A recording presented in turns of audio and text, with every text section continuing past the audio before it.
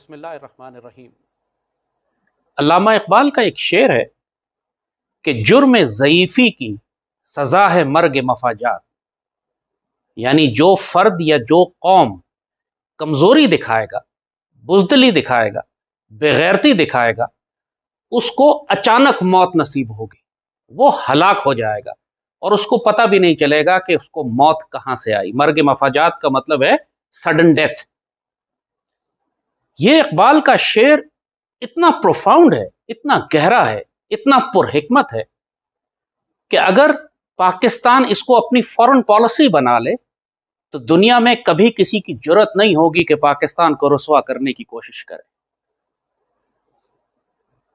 آج F A T F کے جب فیصلے آئے کہ پاکستان کو انہوں نے دوبارہ گرے لسٹ میں ڈال دیا اور مزید کنڈیشنز لگا دی، اور پچھلے 2-3 سال سے پاکستان کو وہ مسلسل ذلیل کیے جا رہے ہیں، بات بالکل واضح ہے کہ ایف اے ٹی ایف کا کوئی تعلق میرٹ آف دا کیس سے نہیں ہے۔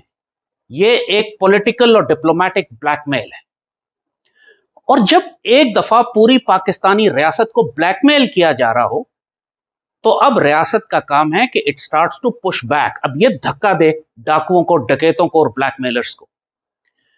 پوری دنیا کی یہ روایت رہی ہے کہ you do not get what you deserve, you get what you negotiate اور you get what you earn from your sword. آپ کو کوئی حق آپ کا پلیٹ میں رکھ کے نہیں دے گا، یا آپ اس کو نیگوشیٹ کریں پاورفل ڈپلومیسی کے ذریعے، سیاست کے ذریعے، یا تلوار کی نوک پر حاصل کریں۔ پوری دنیا میں اب یہ حقیقت بالکل واضح ہے، یہ بات 100 دفعہ پہلے ہم کہہ چکے ہیں کہ پوری دنیا کا عالمی نظام، خاص طور پر مغرب کا عالمی نظام، معیشت جو ہے وہ تمام منی لانڈرنگ کے پیسے پر چلتی ہے۔ غریب ملکوں سے یہ اربوں خربوں ڈالر لوٹ کے ہر سال باہر لے کر جاتے ہیں، ان کا معاشی نظام اس پر چلتا ہے۔ تو پھر پاکستان پر کون سی منی لانڈرنگ کے الزامات یہ لگا رہے ہیں؟ کس قسم کی بدماشی پاکستان پر یہ کر رہے ہیں؟ وہ اس لیے کر رہے ہیں کہ ہم بدماشی لے رہے ہیں۔ اس کا طریقہ یہی ہوتا ہے، دیکھیے جس طرح آپ نے افغان طالبان کو دیکھا، امریکہ افغانستان پر قبضہ کرنے کے لیے آیا، افغان طالبان نے کوئی اقوام متحدہ سے بھیک نہیں مانگی، کوئی اپلیکیشن نہیں دی، کوئی خط نہیں لکھے، تلوار نکالی، کیونکہ وہ ڈپلومیسی نہیں کر سکتے تھے، ان پر پابندیاں تھیں پوری دنیا میں، کوئی ان سے بات نہیں کرتا تھا، انہوں نے تلوار کی نوک پر فیصلہ کیا۔ پچھلے 50 60 70 برس سے اسرائیل فلسطینیوں کو مارے جا رہا ہے، گھروں سے نکال رہا ہے، بے عزت کر رہا ہے، ہر قسم کا ظلم جو ہو سکتا ہے، تنگ آمد بجنگ آمد۔ اس دفعہ آپ نے دیکھا فلسطینیوں نے بھی اسرائیل پر راکٹ فائر کرنا جب شروع کیے، جب ایک دفعہ دانت توڑے اسرائیل کے، تو اسرائیل جیسی ریاست بھی گھٹنوں پر آ گئی اور فلسطینیوں سے انکنڈیشنل سرنڈر اور معاہدہ کیا کہ جی ٹھیک ہے آپ جنگ بندی ہم کر لیتے ہیں، اور پورے اسرائیل کے اندر حکومت گر گئی، دہشت مچ گئی وہاں پر، اتنا خوف طاری ہوا کہ وہی ڈیوڈ اور گولائت والی بات ہے، داؤد علیہ السلام اور جالوت والی بات ہے کہ ایک چھوٹا سا بچہ بھی بڑے بڑے جن کو گرا لیتا ہے اگر ہمت کر لیتا۔ پاکستان اللہ نے ایک ایٹمی طاقت بنایا ہے، ہم نے اپنی طاقت کا، اپنے اس پوٹینشل کا استعمال ہی نہیں کیا آج تک۔ بات یہ ہے کہ جب یہ ایف اے ٹی ایف کا بلیک میل اب آپ کے اوپر کر رہے ہیں تو اب وقت آ چکا ہے کہ ریاست پاکستان سٹینڈ لے اور کہے کہ اب ہم جرم ضعیفی کے سزاوار نہیں ہوں گے، اب ہم سٹینڈ لیں گے، we'll push back and we'll fight back, تم زیادتی کر رہے ہو ہمارے ساتھ۔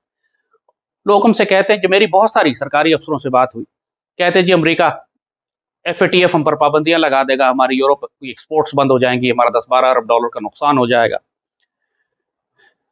بات یہ کہ ایف اے ٹی ایف کوئی اقوام متحدہ کا ادارہ نہیں ہے، یہ یورپین یونین کا ایک بلیک میلنگ کا ایک، انہوں نے دہشت گردی پھیلانے کے لیے، جس طرح آئی ایم ایف ہے یا ورلڈ بینک ہے، انہوں نے ادارے اپنے بنائے ہوئے ہیں جو چھوٹے چھوٹے ملکوں پر بلیک میلنگ کرتے ہیں، دہشت گردی، یہ اسی قسم کا ایک ادارہ۔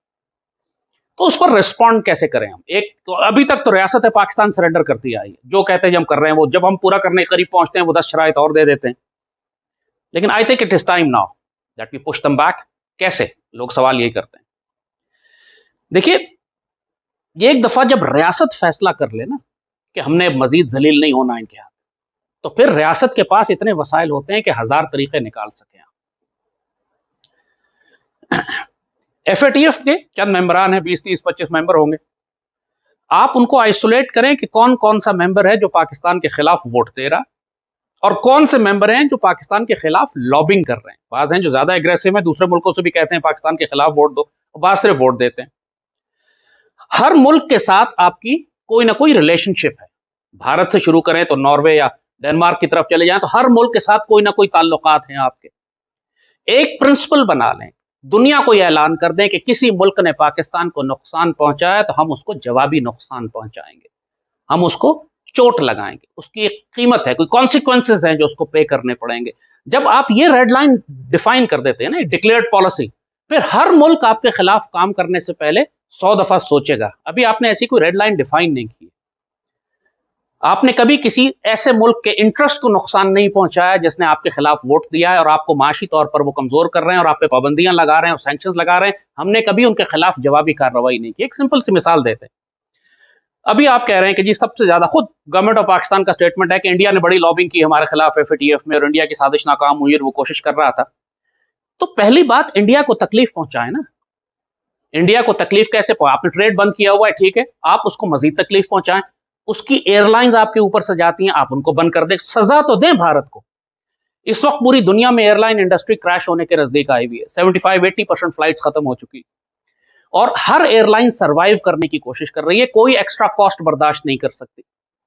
ایسے میں جب آپ انڈیا کی تمام ایئر لائنز کو پاکستان کے اوپر سے گزرنا بند کر دیں گے تو پورے انڈیا کی ایئر لائن انڈسٹری کریش کر جائے گی. انڈیا کو کچھ تو قیمت ادا کرنے دیں نا, کچھ نہ کچھ تو سزا لگائیں اس کو. وہ تمام ملک جو دنیا میں آپ کے خلاف ووٹ دیتے ہیں, ہر ایک کے ساتھ کوئی نہ کوئی آپ کا ریلیشن شپ ایسا ہے کہ آپ ان کو تنگ کر سکتے ہیں, تکلیف پہنچا سکتے ہیں, ان کے انٹرسٹ ہیں پاکستان میں, ان کی انویسٹمنٹس ہیں پاکستان میں, ان پر ٹیکسز بڑھا دیں. وہ تمام ممالک جو پاکستان کے اوپر سے فلائی کر کے جاتے ہیں جنہوں نے آپ کے خلاف ووٹ دیا, ان کی یا اور فلائٹس بند کر دیں یا اس پر ٹیکس 100 گنا بڑھا دیں. ان سے کہے جی یہ وہ قیمت ہے جو تمہارے اس ووٹ کی وجہ سے جو پاکستان کو نقصان پہنچا ہے, ہم اس کو اب پورا کریں گے تم سے. ہر ملک کی جیب سے نکالیں. سب سے بڑھ کر امریکنز کو افغانستان سے نکلنے کے لیے راستہ چاہیے, گراؤنڈ لائنز بھی چاہیے اور ایئر ویز بھی چاہیے. آپ امریکنز, یہ سب سے بڑے بدماش جو بنے پڑتے ہیں, ان سے کہیں کہ تم سارے